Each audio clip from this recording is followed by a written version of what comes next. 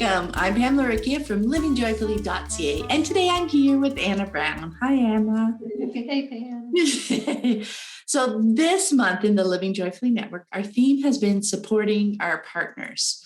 And we chose partners to represent any important adults in our families' lives who have active relationships with our kids. So maybe spouse, co-parent, step-parent, significant other, even grandparent. Often one person kind of takes the lead on bringing unschooling into their family, but it's so important to intentionally include our partner as well.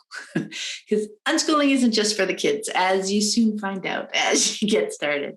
So let's dive into this, Anna.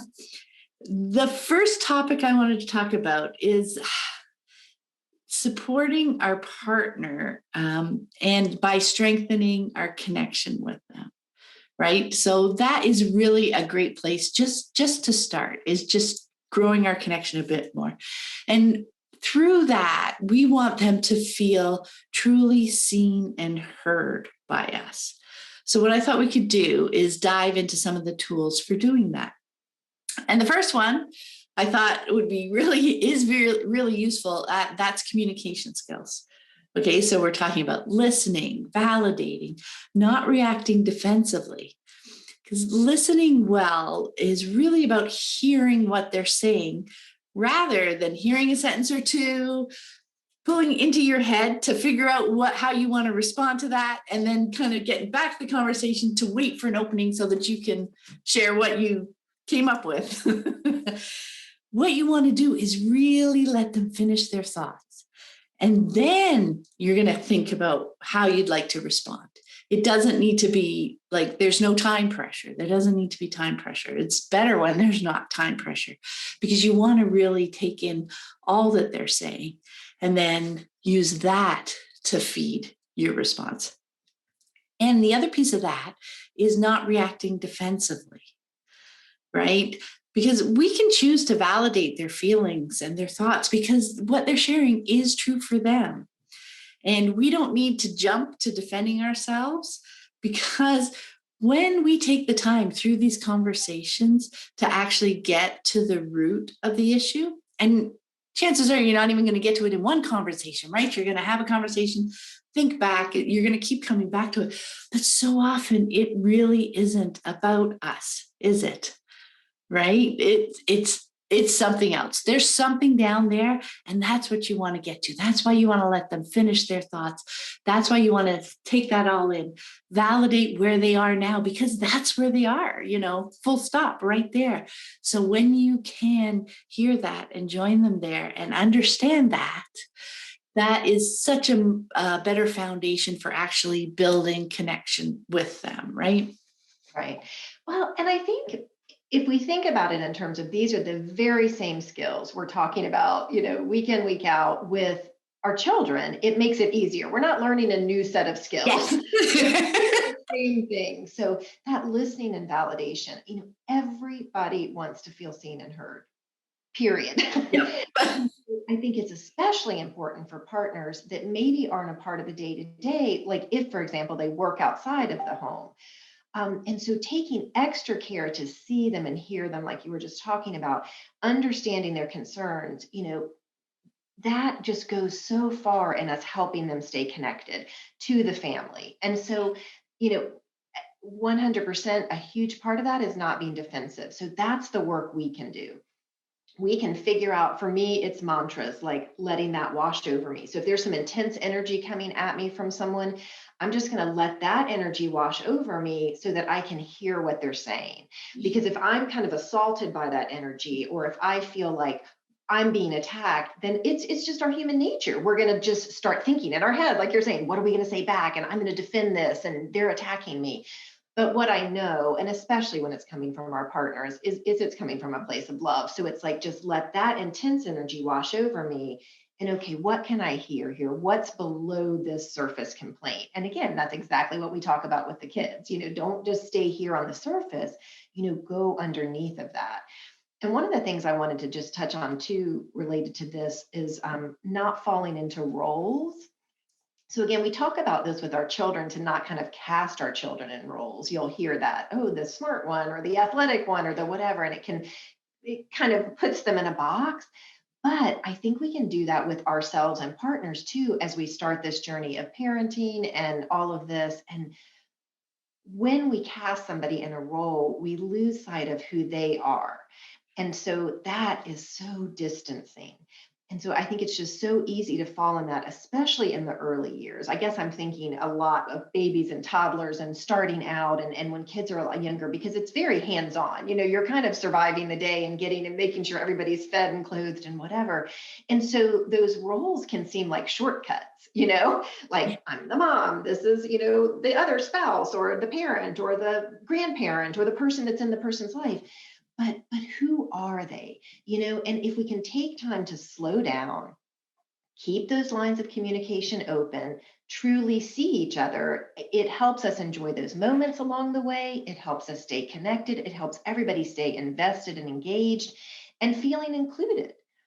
And I think, well, another thing I want to talk about too is just this piece about how we like to show interest in what they love.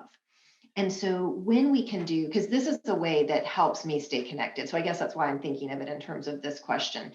Because when we can show an interest in what they love, just like with our kids, so again, it's the same exact tools, it just really helps the person feel seen.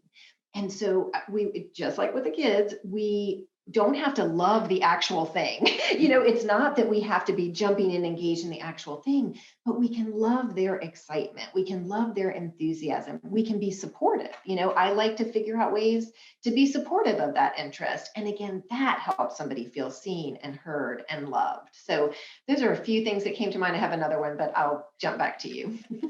Yeah, I just want to bring it back to, okay, two things. Bring it back to, these are ways to help them feel seen and heard, right? How do you connect with someone?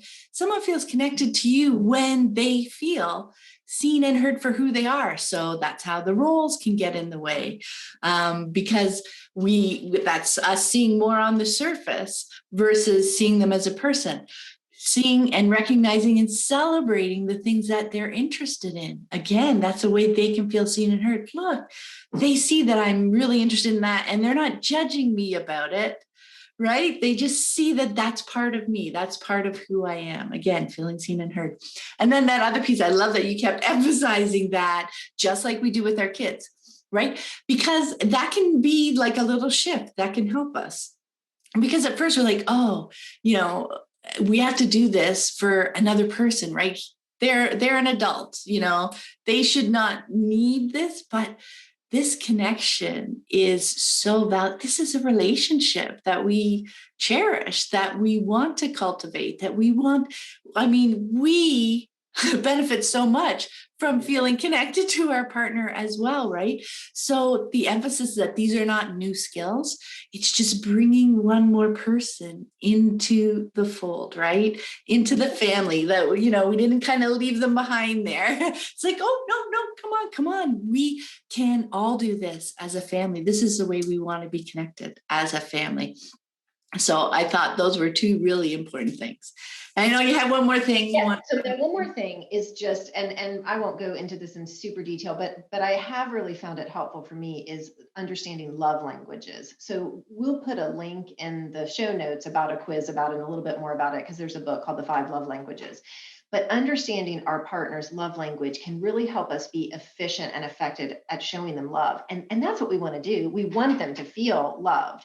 And so understanding how they receive love is so important. And I think it's interesting because often we show love in the way we want to receive it, but that might not be the way that they receive love. And so again, it's just that deeper level of understanding. Again, just like we talk about with our kids, it's helpful to know how someone processes information. How do they, see the world? Are they introverted, extroverted? All these things are not silos but they're all pieces of the puzzle to help us find ways to connect. And so I think it's just a really helpful tool to think about, okay, how can I show this person love in a way that they will feel it and know that they are important to me? And so I just wanted to mention it in passing, and people can Yeah. I think that is the idea that how we can more efficiently show our love, because, we can be doing all these things and, this time and effort and thought, but we're thinking in our language, right? And when the purpose is that we're wanting to show love to someone else, we want to speak their language so that they feel it. They're not just like, oh yeah, oh thanks, and then that's the end of it. Okay, so the next thing I wanted to talk about was ways that we can approach challenging moments or conversations in ways that keep our connection at the forefront, right? So for me, it really helped to consider the context of the challenging situation or conversation that came up with my partner. So sometimes it was something as seemingly simple as halt. So, hungry, angry, lonely, tired, because they can be at play too. We consider that for our kids, but no matter our age, we can be hungry, we can be tired, all those pieces are part of being human, right? So understanding other things that can be at play when our partner's feeling frustrated. It can also be really helpful to consider what else is going on in their life at this moment, right? Because one thing that we've noticed is that when things are feeling out of control in one area, and just think back for yourself, right? When things are feeling out of control in one aspect of your life, the tendency really is to kind of clamp down and get control in another area. So it doesn't all feel like chaos. It's like, okay, I can't figure this out here, but I can figure this out and I can figure this out. So there can definitely be that aspect at play as well. So understanding the bigger context of their life at this moment can really help us understand what might be underneath, the needs that might be underneath. And, we don't have to stay on that surface. If we get underneath and see that bigger picture, that helps us move through our initial feelings of resistance, right? Maybe our need to react versus respond, to feel defensive.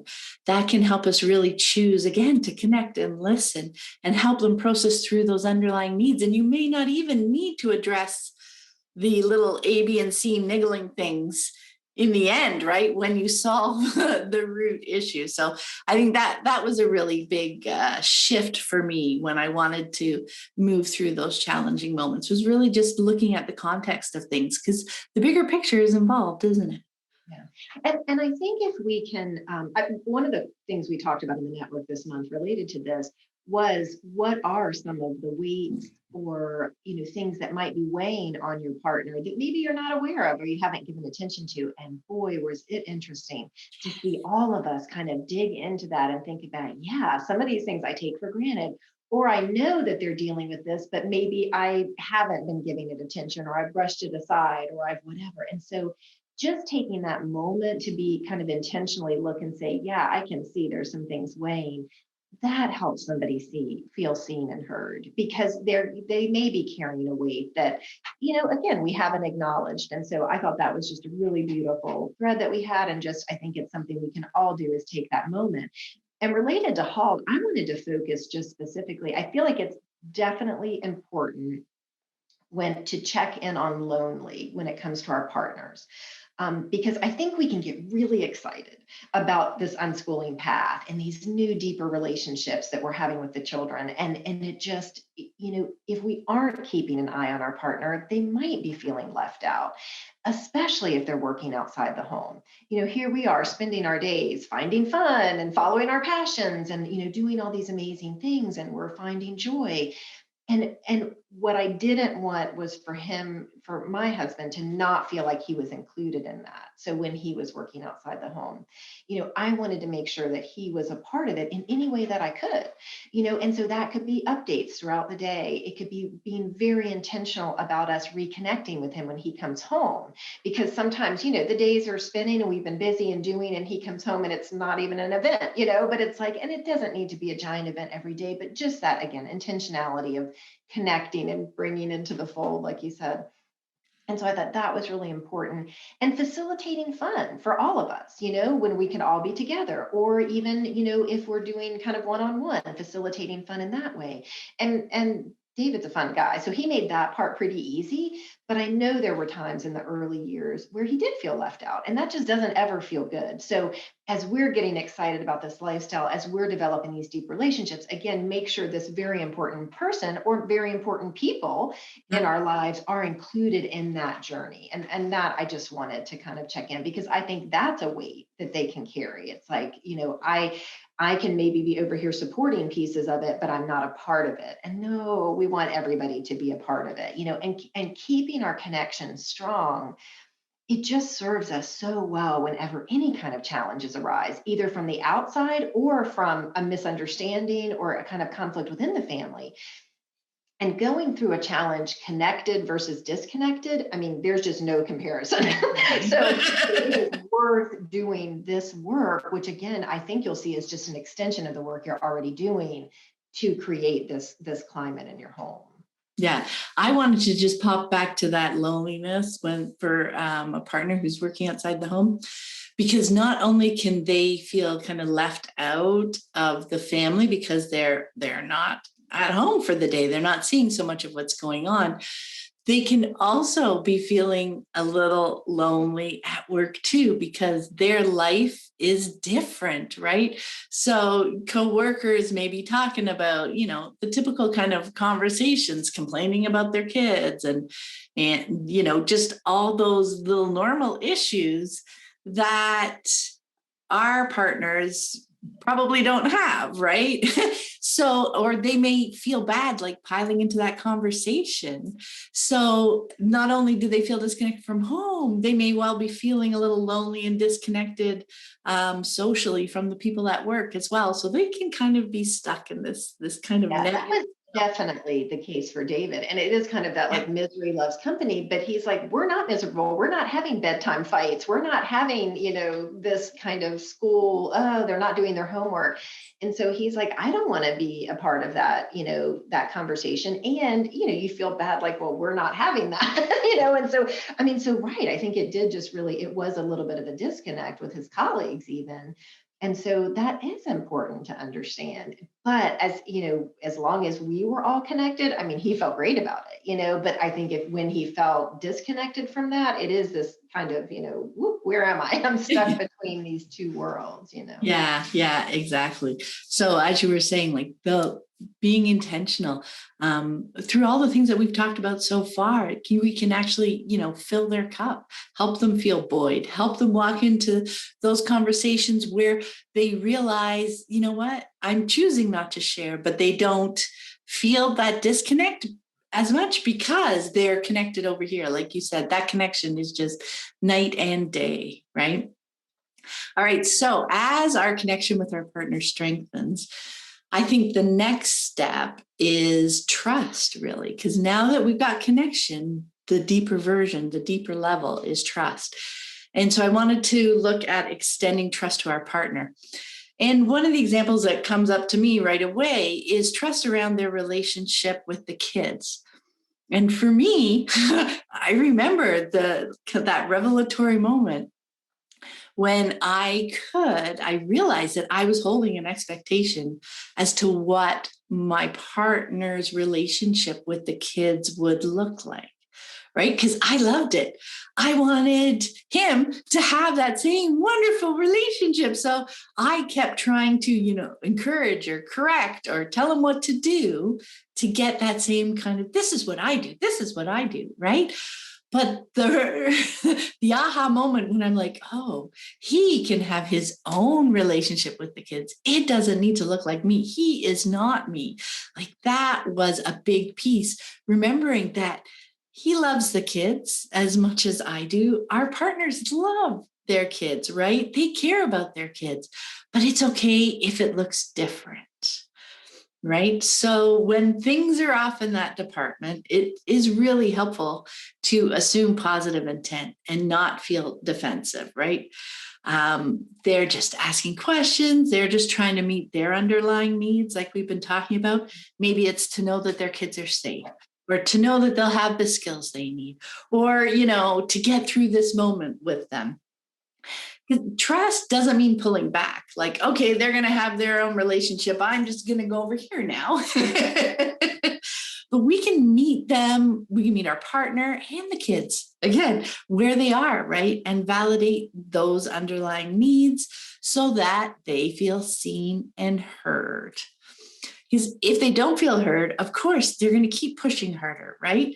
Or they're going to keep talking louder. It's human nature. We see it with our kids because it's human nature, right? So it is just so valuable to be there with them, to be a witness so that you can have conversations later, witnessing in the moment, so being supportive in the moment. And this is where we talk about the dance of relationships, right? Where can I step in and help where it doesn't feel like a judgment to someone else? Where can I maybe distract and help out parallel over here? So it is, again, about the context, about the people that are involved, where they are in the moment. That is part of the fun, of the puzzle of the day, right? Puzzle of relationships. I think trust has so many facets here because, and we chose these partners in our lives for a reason. And so trusting that they love us, trusting that they love the kids, that is back to assuming positive intent. And their relationships are going to look different because they're different people, and so of course, but I was right there with you, like I'm wanting to control and manage, all of this. But then it's like, oh my gosh, he and I are so different. And he brings this fun energy and this different energy than I bring. And so I didn't want to short circuit that. And I realized my control could do that and end up really, I think, negatively impacting that relationship, and so it's just a really important thing to look at. And in our Not Back to School podcast, so this is going back to last probably September, we talked about revisiting our why. And I think it applies in relationships too. You have this person in your life for a reason, and revisiting all the things you love about this person can really change the energy. And even something I've talked about before is the joy writing, taking those few moments to write down, what do you love about this person? What do you love about them being in your life? And again, this can be spouse, partner, co-parent, grandparent, whatever. What is it that you love about this person and love about them being in your life? And so again, we're talking about using the same tools to strengthen our connections that we talk about with our children, with all these other important people in our life. And taking that time helps us see them, helps us feel connected, and helps them feel that love from us. And just like you said, I did want to say also about the pulling back, because it doesn't mean that, but it does mean not trying to control, and so that was the dance. Exactly. And so, we want to listen. Sometimes we want to be a bridge when we're needed. We want to help people understand where they are, listen and validate. All of those things give us important insights into the relationships and into the people around us. And that's important. But it is that dance. It is that understanding. How do we, involve, but not control? And what I've seen is as our partners feel our trust in them, they, just like with our kids, they will start to feel more capable. And as the kids sense that, then that helps too. Then everybody's kind of feeling more capable. And that just helps everyone so much. And some of this kind of harkens back to when they were little, but that could be things like, so maybe you're nursing, or you're, the mom has this really intense role with a younger child, and a spouse can feel left out of that. And how does that work? And how does that feel? So, but again, as we start trusting in them, as we start trusting in their capability, then everybody's buoyed by that. Everybody's brought up by that. And so I really think it's so important. I love the way you phrase that: capability over control instead of control. When their capability rises, then they don't feel they need to control. And then there's less of an agenda. Exactly. Motivation behind their actions, which the kids pick up, right? You can feel that energy, even if it's not out and out control. You can feel that if there's an agenda behind. So when they feel more capable in being in the moment with them, that agenda fades. And then the kids are more open to connection yet again, right? Because now they know it's just a free choice. There's no expectation or agenda behind it. I can say yes, I can say no. And then they're capable of figuring out their relationship together as to the things they like to do together. And they're seeing that person for a whole person, not Seen just and the heard. role of someone that's Yes. controlling or has an agenda or is trying to direct them, but as this whole person that has things to share and gets excited about things just like they do. And that's a real, like when you get to that point, that's kind of where the magic is, you know? Yeah, yeah. So I wanted to just talk a little bit about how we can support our partner during this time as they're feeling more capable and moving away from control. And you're not even have that's I don't think you're really having that particular conversation with them. Right. That just happens like, let's make you more capable. Right. No, it's trusting in that. It's just Yes. it's knowing that about them. Yeah. So, for at least for me, I know it was about being really open to those validating and non judgmental conversations with my partner. So after they've had something and maybe they come back and say, oh, I asked them to go for a bike ride and they didn't want to do this and they didn't want to go throw the ball around, so you can validate that, their disappointment in that. And you can share suggestions. Again, the energy that you're sharing is truly to help them what they want. They're looking to connect and engage more with their kids. So this is an example, but it's a pretty common one. um, so, we can, without expectation, share things like, well, you know what? Those are kind of things that you like to do. If you really want to connect with them, maybe you can try connecting with them over the things that they like to do for now, right? Because that's part of their sensing. The kids may well be sensing agenda, like you want me to do this because this is something you want to do, not because you know me. So you're helping your partner see and hear your children, right? And then you can be having those conversations with your kids too, because often they may come up and say, oh, dad asked me to do this, or mom or whomever. And they'll feel that kind of defense. I didn't want to do that. And, they try to convince me. So you can validate that for them. Oh, that may be frustrating. And you can share, oh, that's something they used to really love to do as a kid. So they were just excited to share that with you. What's something that you might like to do with them. And then you could go back and tell them, oh, I was talking to so and so, and they would really like to do this with you when you have a chance. If you want to, bring that up, that might be an idea. So that's what I'm talking about, kind of supporting and helping them connect and engage and deepen their relationship without actually telling them what to do or. Right. I mean, that's for me, that was just using my understanding of all the parties involved to Yes. help them find things to connect over. And so it also meant giving them space to explore that together. So that's that dance. So again, not hands off, but not controlling. And so it's a nuance, but it's important because yes, I do have, an understanding of what the kids have been involved in that day. And I can know things that they've stumbled across that would be of interest to my partner. And so then I can just go, oh my gosh, you wouldn't believe this little rabbit hole we went down. It's about this thing that you love. And then that gets the conversation started. And then I can step away so that they can enjoy this connection over whatever this thing is that we maybe already had spent some time on that day. So it's using that understanding of everybody to not control, but to just share and to just facilitate conversations. Because again, we have more time perhaps. And so we might be looking at a smaller amount of time that they have. And so it's efficiency, because I'm kind of about efficiency a lot of times. It's like that helps. But it's being aware of, am I trying to control? Do I have an agenda?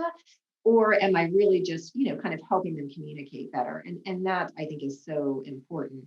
And I think everybody senses it because we're having fun. We're sharing things that we enjoy. And that makes all the difference. And trusting them in their capability and in their love, people feel it when we trust them. And I think that goes a long way into supporting them. So that's part of what our role is in supporting, is just really trusting in that capability and just seeing them with those eyes, just like we talk about seeing our children with those eyes. Yeah. And I think when we're talking about trust, it's helpful to remember that it's a process. You can't just say, like, okay, today I'm going to start trusting you, and you should know that I trust you. Like I can say, I trust you, and we're all good. It's really a process. And trust, like Joseph and I were talking about last night, trust isn't something that you can demand or ask or say. right? It is something that you develop over time, because actions speak louder than words when it comes to trust, right? So I found it really useful to pay attention, certainly that first little while, that I may be saying things, and I needed to make sure that my actions also said the same thing, right? So maybe I can be, talking to my partner and encouraging them to develop their own relationship with their child, right? Um, but then when push comes to shove in a challenged moment, maybe I jump in and try to direct things when they get a little tense, just so that it gets resolved faster. Right. So that's a moment when you say, oh, what I did there didn't support what I said earlier. Right. So trust is going to take a knock in that situation. So really just paying attention to my actions, that they meant more than what I was saying. Right. Like, so I'm having these conversations, we're having these conversations, but also when the rubber hits the road with my partner, I need to act in the way that I said, right? I need to mean what I said. And Yeah. and they'll feel it. And we're Yeah. all going to stumble across this. Like there's all going to be issues and Mhm. challenges. And we, especially when there's a heated issue and we want to jump in and figure out, but there's repairs that can be made. And so Yes. that intentionality, that understanding these principles and what we're talking about, once you kind of have that in the mix, you'll recognize it just like you did, just like you were saying, I maybe jumped in there.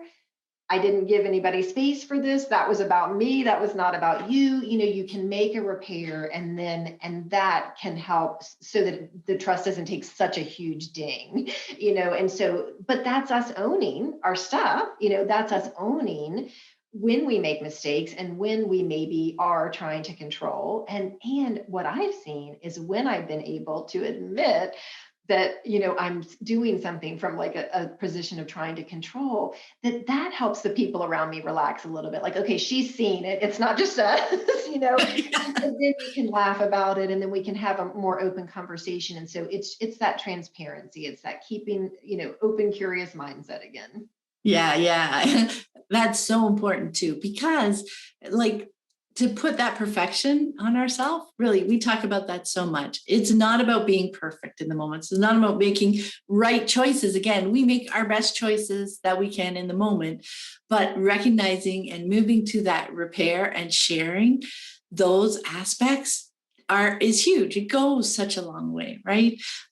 Because it helps other people understand us better too, and it helps them see that it's okay to make mistakes. Well, that's what I was going to say. It provides kind of a template for, Yeah. we're all going to make mistakes. How can we make the repair? Because sometimes, depending on, families and where you've come from and how you've dealt with conflict in the past, these can be very new skills. So as you're kind of learning it together and everyone's seeing, okay, well, everyone's making mistakes and here's how we can repair and here's how we can turn around from that and not weigh it down. And we've talked about this before, the children often lead the way with that, but we as adults can learn from that, share with each other, talk about our real feelings and experiences about it, and then that helps us move forward. Yeah, yeah, that's awesome. Okay, so the last thing I wanted to chat about was ways that we can support our partner as they learn more about unschooling. So we've been focusing on the relationship, we've been focusing on connection, growing that into trust. For me, yet another, I had a lot of mindset shifts here. I came into this family very conventional, but stepping away from trying to convince my partner that unschooling was great, and then toward helping him learn more about unschooling. Like, I mean, maybe that seems like semantics, but again, we're talking about the motivation and the energy behind it. It's like night and day when I'm not feeling defensive, not trying to convince him that this is great and awesome, but instead meeting him where he is and talking to him about what was maybe what was bothering him, what his questions were. So really, it was all about me asking myself questions at this point, right? So what was my partner interested in learning about at this moment? Was it something particular about unschooling? Or is there a particular issue or question that they have right now related to something going on in our lives? Another important question was, how do they like to learn, right? So as we talked about earlier, with love languages, how do they like to learn? If I like to learn through reading, and I am sending books and articles and blog posts and all these things to my partner who does not like to read about things, you're not only saying, I don't see you as you are, but that stuff's just not going to be read. It's just, each one is just being like, oh, another thing I need to ignore, like not intentionally, but because it just doesn't speak their language, right? So that was so, so important. And the other piece, if there isn't a particular question or something going on right now, I found it was still super useful to focus on sharing what's going on in our days, right? As we were talking about before, so that they can feel kind of connected and engaged with our life. They don't feel like an outsider. It's an easier maybe transition if they're working outside the home when they come in, or if they're working at home, easier transition when they come out of their office. It was so helpful to so if it might not be a specific unschooling question, but when they could see what was going on in our lives, they were implicitly learning about how unschooling works, right? We are showing them instead of telling them how it's happening, how it's unfolding in our lives, in our days, the value of the relationships, of understanding each other to a deep level. We can show them how our kids are learning and growing and thriving and changing through just sharing glimpses and stories from our days, right? Yeah. And I love what you said. I mean, I think when there is an area of concern, really listening, hearing it, and kind of whittling that down to what's the most important issue to you right Yes. now. Let's talk about that. Let's see, because sometimes we can get the long list and the litany of things and whatever, and that feels overwhelming. But it's like, okay, so tell me what's concerning you right now. What's the really pinched issue? And so that can be really helpful because again, it's that conversation and they feel heard. Okay, this person's hearing me. They understand that I'm concerned and they want to talk about it. So that just feels really good. And I love what you said about how they take in information because you and I are the same in that we like to read the words, but that is not the case with David at all. Not Rocco. Action guy. And so, he's more hands-on and it was helpful for him to like see other families sometimes. And also really for just observe our kids, for me to just kind of help create that environment, getting excited about the things that they were doing and sharing some of the fun stuff that, might have gotten brushed over during the day. And what I found is that as kids get older, it's easier to see that growth and learning, because you're having conversations and they're sharing their passions and you're listening to their amazing thoughts and ideas and perspectives on the world. And so that's the environment I wanted. And our family was just where we were together having conversations and talking about things and whatever, because that's what shows you this is amazing. This is where you get that perspective of like, this is such an amazing life that we're even having these conversations, that we even have the time to have the conversations, so all of those pieces. But one thing I wanted to say here too is, and it speaks back to what you said in the beginning of this question was about the need to convince. And so I think that's really common. Like we can, we're so excited about this idea. Like, this is so great. I've read all the things and it's amazing. And I want you to know and I want you to understand it. But I think there are even times, and I was just talking to someone recently on the network, that sometimes you can even just set aside the word unschooling, like just set aside all of that need to convince about the theoretical aspects of it and dive back into that moment. Just live it. Because this particular person I was talking to had a younger child, so not even school age, but she was really excited about convincing her husband that this was, the way. And it felt very big for him. Like, what? I don't understand. This is education's important and all of these pieces. And of course it is. But he's also super connected to their child. And so I'm like, let that unfold. You don't need to convince him about all the things. Like, unschooling is in the living. It's in the, the where the path takes us and all these different exploration pieces. And so don't get caught in that need to convince, just bring that world alive, that. So I just wanted to throw that out there, because for some people that might be where they need to start and be at first. Yeah. Oh, so many things I want to touch on there. But okay, so first off, I really love that piece. Again, it's kind of a theme. Actions speak louder than words, right? Yes.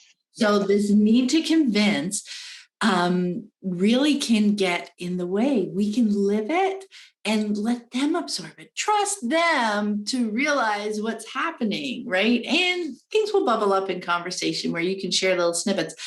And if you're super excited about unschooling and you want to talk all about it, find other people. Your partner does not need to be the one that meets your need to chat about unschooling and all this stuff, because they're in a different place, right?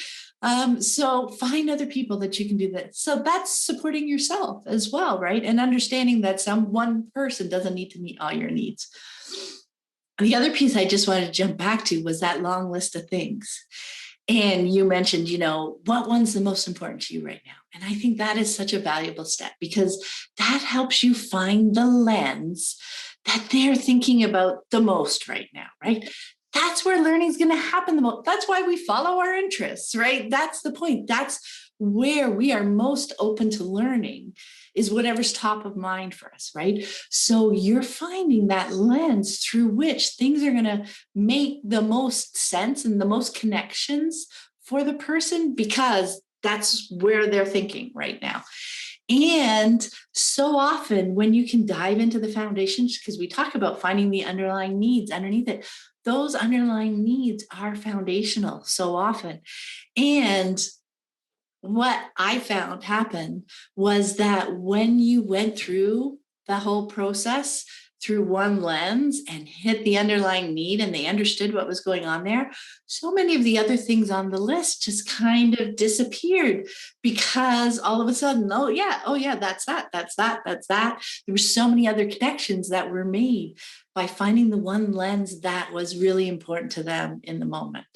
So I just wanted to bring that out, because that is so helpful. So important. And again, like you said, it's when we can dig into that underlying need, see the lens where they're coming from, then they're feeling heard and seen. And all the things we've talked about in this episode today, when all those things kind of come together, all the niggling things and the whatever, those things fall away. And so you've addressed those foundational issues and you're staying connected. And that just makes all the difference. So at that surface level of they aren't liking unschooling, I love unschooling, what's happening just really falls away when we start to see the person in front of us and keep our connection strong. Yeah.